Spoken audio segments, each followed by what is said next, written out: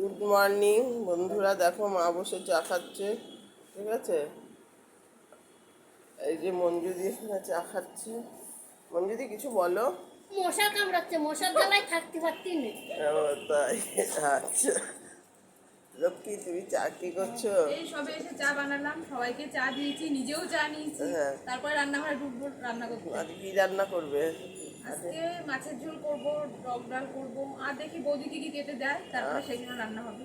ঠিক আছে। বলো মশাই তোমরা বাচ্চা সব তো খেয়ে নিচ্ছে। তোমরা সবাই কেমন আছো? আমাদের সবাই এই দিন শুরু হয়ে গেছে, রান্না বান্না খাওয়া দাওয়া এখন চলবে সারাদিন এইসব কাজকর্ম। আবার পরে দেখো। বৌদি সবজি কাটা হলো?